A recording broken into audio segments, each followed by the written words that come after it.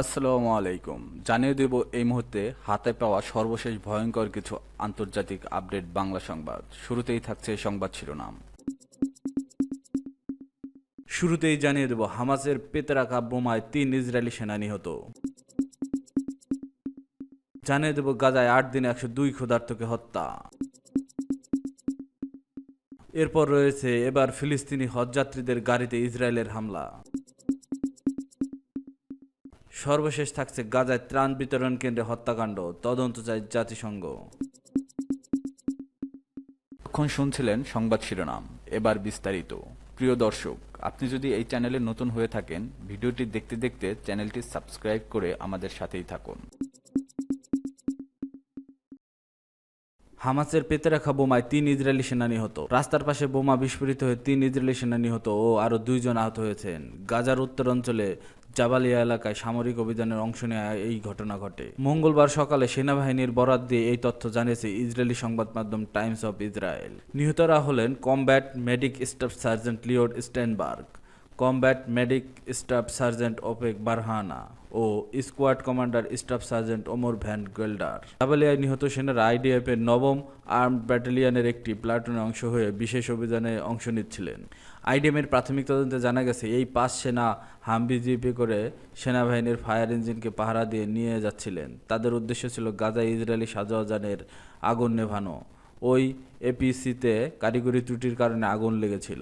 Jabalia থেকে বের হয়ে আসার পথে গাড়িবহরের রাস্তার পাশে পেতে রাখা বোমা বিস্ফোরিত হয়। এতে ৩ সেনা নিহত, ২ জন আহত হন। ২ আহত সেনা এখনও পুরোপুরি আশঙ্কামুক্ত নন। পরবর্তীতে এই রাস্তায় দুই পাশে আরও ২০টি বোমা চিহ্নিত করে আইডিএফ। বোমাগুলো বিস্ফোরণের জন্য প্রস্তুত রাখা হয়েছিল, তবে সেগুলো বিস্ফোরিত হয়নি কেন তা এখনও স্পষ্ট নয়। চলতি বছরের জানুয়ারিতে যে যুদ্ধবিরতি ও বন্দি বিনিময় চুক্তি হয়েছিল তা ১৮ মার্চ বাতিল করে ইসরায়েল আবার হামলা শুরু করে। এরপর থেকে গাজায় বিমান ও স্থলপথে হামলা আরও তীব্র হয়। গাজায় ৮ দিনে ১০২ ক্ষুধার্তকে হত্যা। বিধ্বস্ত গাজায় বেড়ে চলেছে মৃত্যুর মিছিল। এবার সহিংসতা ঘটেছে কিছুটা ভিন্ন উপায়ে। সহায়তার নামে জড়ো করে ফিলিস্তিনিদের উপর চালানো হচ্ছে এলোপাতাড়ি গুলি, খাদ্যের আশায় লাইনে দাঁড়ানো কিংবা এক মুঠো আটা বা তেল সংগ্রহের চেষ্টা। এই সাধারণ মানবিক প্রয়াসে এখন লাশ হতে হচ্ছে ফিলিস্তিনিদের। মঙ্গলবার পর্যন্ত ৮ দিনে মার্কিন সমর্থিত গাজা হিউম্যানিটেরিয়ান ফাউন্ডেশনের ত্রাণ বিতরণ কেন্দ্রগুলো ইসরায়েলি বাহিনী গুলিতে নিহত হয়েছে কমপক্ষে ১০২ জন ক্ষুধার্ত ফিলিস্তিনি, আহত হয়েছেন আরও শতাধিক। গাজায় মিডিয়া অফিস এই ঘটনাকে একটি ইচ্ছাকৃত গণহত্যা হিসেবে বর্ণনা করছেন। এছাড়া এটিকে একটি পরিকল্পিত মৃত্যু ফাঁদ বলে বর্ণনা করছেন জাতিসংঘ। আল জাজিরা মিডল ইস্ট প্রতিবেদনে বলা হয়েছে, মঙ্গলবার গাজার দক্ষিণাঞ্চলে রাফার এক বিতরণ কেন্দ্রে ইসরায়েলি বাহিনীর গুলিতে ২৭ ফিলিস্তিনি নিহত হয়েছেন। এই হামলায় আহত হয়েছেন আরও ৯০ জনেরও বেশি। ২৭ মে জিএফএইচ এর ত্রাণ বিতরণ শুরু হওয়ার পর থেকে নিহতের সংখ্যা দাঁড়ালো ১০২ জন। আহত হয়েছে আরও ৪৯০ ফিলিস্তিনি। এদিকে রাফার প্রাণকেন্দ্রে রোববার হামলায় ঘটনায় স্বাধীন তদন্তের আহ্বান জানিয়েছে জাতিসংঘের মহাসচিব আন্তোনিও গুতারেস। তবে বারবারই এসব হামলার অভিযোগ অস্বীকার করে আসছে ইসরায়েল। প্রসঙ্গত ২০২৩ সালে ৭ অক্টোবর যুদ্ধ শুরুর পর থেকে এখন পর্যন্ত গাজায় ৫৪,৫১০ জন ফিলিস্তিনি নিহত এবং ১,২৪,৯০১ জন আহত হয়েছেন। ইসরায়েলি দমন নিপীড়ন শুধু প্রাণহানির মধ্যেই সীমাবদ্ধ নয়, কড়াকড়ি আরোপ করে অবরুদ্ধ করা হয়েছে খাদ্য, ঔষধ, নিরাপত্তা প্রয়োজনীয় সামগ্রীর প্রবেশপথও। ইসরায়েলের কঠোর অবরোধের কারণে আসন্ন ঈদ উল আজহায় গাজায় কোরবানি কোনো পশুই ঢোকানো সম্ভব হয়নি। ফলে এবারের ঈদে কোরবানি তো দূরের কথা, সাধারণ মানুষের ভাগ্যে এক টুকরো মাংসও জুটবে না। এদিকে ফিলিস্তিন রাষ্ট্রকে স্বীকৃতি দেওয়ার সম্ভাবনা নিয়ে ইউরোপ এবং ওয়াশিংটনের মধ্যে কূটনৈতিক উত্তেজনা বাড়ছে। মিডল ইস্ট আইয়ের জানিয়ে ১৭ জুন জাতিসংঘ দ্বিরাষ্ট্র সমাধানের উপরে একটি বড় সম্মেলন আয়োজন করতে চলেছে ফ্রান্স ও সৌদি আরব। ওই সম্মেলনে ফ্রান্স একতরফাভাবে ফিলিস্তিন রাষ্ট্রকে স্বীকৃতি দেওয়ার প্রস্তুতি নিচ্ছে বলে জানা গেছে। ফরাসি কর্মকর্তারা ধারণা করছে যুক্তরাজ্য এই পদক্ষেপে ফ্রান্সের পাশে থাকবে। তবে এরই মধ্যে যুক্তরাষ্ট্র গোপনে যুক্তরাজ্য ও ফ্রান্সকে সতর্ক করে দিয়ে ফিলিস্তিনকে একতরফাভাবে স্বীকৃতি দেওয়া থেকে বিরত থাকতে ব্রিটিশ পররাষ্ট্র দপ্তরের ঘনিষ্ঠ সূত্রগুলো জানিয়েছে। ওয়াশিংটন মনে করে এই স্বীকৃতি বর্তমানের ভূ রাজনৈতিক বাস্তবতার সময়োপযোগী নয় এবং এতেই যুক্তরাষ্ট্রের মধ্যপ্রাচ্যের কৌশল বিঘ্নিত হতে পারে। এবার ফিলিস্তিনি হজযাত্রীদের গাড়িতে ইসরায়েলের হামলা। ফিলিস্তিনের অধিকৃত পশ্চিম তীরের জেনিন হজযাত্রী বহনকারী বাসে হামলা চালিয়েছে দখলদার ইসরায়েলি সেনারা। গত শনিবার জেনিনের বিভিন্ন জায়গায় রেইড দেয় ইসরায়েলি সেনারা। ওই সময় তাদের একটি সামরিক যান ও যা হজযাত্রীদের বাসে হামলা চালায়। বার্তা সংস্থা আনাদোলু জানিয়েছে, জেনিন গভর্নমেন্ট ভবনের সামনে বাসটিতে হামলা হয়। ওই বাসে থাকা হজযাত্রীরা কারাম সীমান্ত হয়ে পশ্চিম তীর থেকে জর্ডান যাওয়ার প্রস্তুতি নিচ্ছিলেন। এরপর জর্ডান থেকে সৌদিতে পৌঁছাতেন। বাসে যারা ছিলেন তাদের বেশিরভাগই বৃদ্ধ মানুষ ছিলেন। ফিলিস্তিনি বার্তা সংস্থা ওয়াফা নিউজ জানিয়েছে, দখলদারদের সামরিক যানটি ইচ্ছাকৃতভাবে হজযাত্রীদের বাসে ধাক্কা দেয়। জেনিনের ডেপুটি গভর্নর মনসুর আল সাদি ইসরায়েলি সেনাদের হামলার নিন্দা জানিয়ে বলেছেন, দখলদারদের যান ইচ্ছাকৃতভাবে সরাসরি বাসটিকে ধাক্কা দিয়েছে।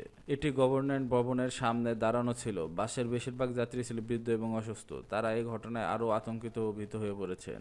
দখলদার ইসরায়েল বিভিন্ন বিধিনিষেধ আরোপ করার পশ্চিম তীরের ফিলিস্তিনের জর্ডানের বিমানবন্দর ব্যবহার করে বিশ্বের অন্যান্য দেশে যান।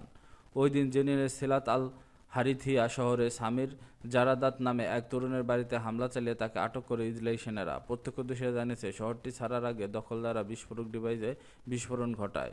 পশ্চিম তীরে জেনিন, নাবুলস সহ অন্যান্য জায়গায় নিয়মিত হামলা চালাচ্ছে দখলদাররা। বিশেষ করে 2023 সালে হামাসের অপারেশন আল আকসা ফ্লাডের পর হামলার তীব্রতা বাড়ানো হয়েছে। গাজার পাশাপাশি পশ্চিম তীরেও ইসরায়েলি সেনারা হত্যাকাণ্ড চালাচ্ছে। গাজায় ত্রাণ বিতরণ কেন্দ্রে হত্যাকাণ্ড, তদন্ত চায় জাতিসংঘ। গাজায় একটি ত্রাণ বিতরণ কেন্দ্রের কাছে ফিলিস্তিনিদের হত্যার ঘটনায় স্বাধীন তদন্তের আহ্বান জানিয়েছে জাতিসংঘের মহাসচিব আন্তোনিও গুতেরেস। গত রোববার গাজার দক্ষিণে শহর রাফায় ত্রাণ সংগ্রহ করতে গিয়ে ফিলিস্তিনের একটি ত্রাণ বিতরণ কেন্দ্রের কাছে অপেক্ষা করার সময় ইসরায়েলি বাহিনী ভিড় লক্ষ্য করে গুলি চালিয়েছে বলে অভিযোগ উঠেছে। বিবিসির খবরে বলা হয়, গাজার দক্ষিণাঞ্চলে রাফা শহরে ত্রাণ কেন্দ্রটিতে ওই সময় লোকজন ত্রাণের জন্য অপেক্ষায় ছিল। যুক্তরাষ্ট্র ও ইসরায়েল সমর্থিত বিতর্কিত গাজা হিউম্যানিটেরিয়ান ফাউন্ডেশন পরিচালিত একটি ত্রাণ বিতরণ কেন্দ্রের কাছে এই ঘটনা ঘটে বলে জানিয়েছে প্রত্যক্ষদর্শীরা। রেড ক্রস বলেছে, হতাহত 179 জন তাদের হাসপাতালে আনা হয়েছে। তাদের মধ্যে 21 জন মারা গেছেন। তবে গাজার বেসামরিক নিরাপত্তা সংস্থা এ ঘটনাকে 31 জন নিহত হওয়ার কথা জানিয়েছে। ইসরায়েলি সামরিক বাহিনী রোববার তাদের বিরুদ্ধে ওঠা অভিযোগ অস্বীকার করে বলেছে, তাদের সেনারা ওই স্থানের আশেপাশে বা ভেতরের কোনো বেসামরিক মানুষের উপর গুলি চালায়নি। এদিকে একই ঘটনায় মঙ্গলবার ঘটেছে। খাবার আনতে গিয়ে নতুন করে লাশ হয়ে ফিরছেন 27 ফিলিস্তিনি। দখলদার ইসরায়েলের সেনারা এদিন গাজায় ত্রাণ বিতরণ কেন্দ্রের কাছে গুলি ছুড়লে এই হতাহতের ঘটনা ঘটে বলে জানিয়েছে হামাস নিয়ন্ত্রিত স্বাস্থ্য মন্ত্রণালয়। ইসরায়েল আন্তর্জাতিক সংবাদ মাধ্যমগুলো গাজার প্রবেশের অনুমতি দেয় না।